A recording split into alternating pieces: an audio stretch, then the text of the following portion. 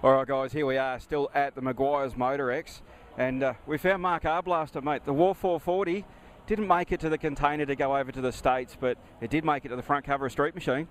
Yeah, well, we were kind of lucky in a lot of respects.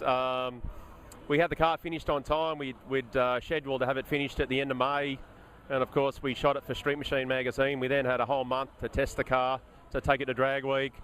If you live in Sydney, you know all about the horrific weather we've had, but we had a couple of track days scheduled for the middle of June, and then it got bumped to the end of June with the terrible rain, and we had 3 days before we were supposed to ship the car. We had another track day forecast, but unscheduled track maintenance wasn't completed due to bad weather.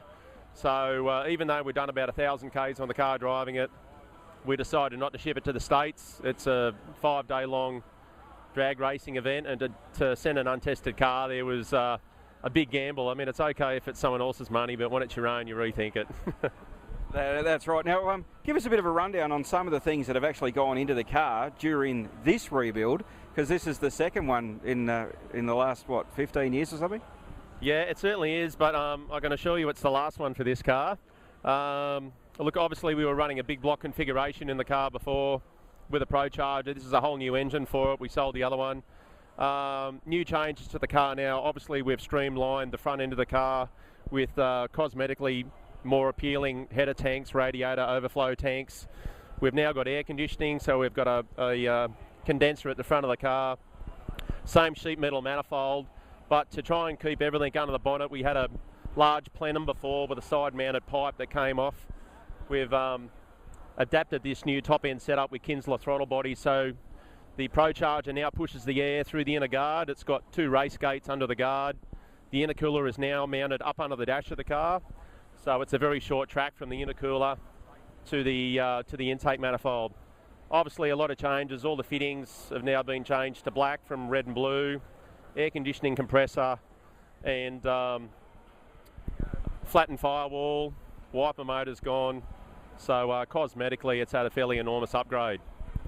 But I believe that the power's had an upgrade too. Like, you're pushing out some pretty serious numbers these days. Like, you were pushing big numbers before, and I believe that WAR440 did make it into the 8s, but now you're looking at it a lot quicker than that.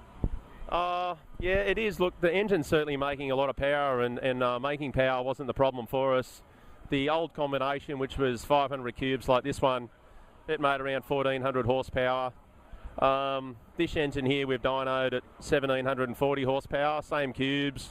Actually less boost. We've gone to a slightly better cylinder head, the 572-13 Indy heads. Because we've gone for a less aggressive camshaft, colder intake temperature, we've been able to make more power with less boost. One of the things with Drag Week that a lot of people probably don't realise though is that the car isn't trailered. You've got to actually tow everything behind you, and you've got to race on radials as you would drive it on the street. There can be a race radial, but not a full slick. Yeah, look, you've got the option. This car here was entered in the street class for Power Radar, and it's basically like the APSA mod street rules here. You can run any size drag radial you like, or you're limited to an 11.5-inch slick. But you can't tow the car, you can't push the car. You can't have a pit crew with you. There's you, your buddy, your tools. If you can fit it in the car, that's great. If not, you're allowed a small box trailer that you can tow. And from day 1 to day 7, you're on your own. Mate, that is a mammoth effort to be able to do that. It's great to be able to catch up with you here at the Meguiar's Motorex. Congratulations on the build, mate. Wonderful. It is bloody awesome job. We're going to go and see if we can find another car. That's all from us for now. We'll go for a walk.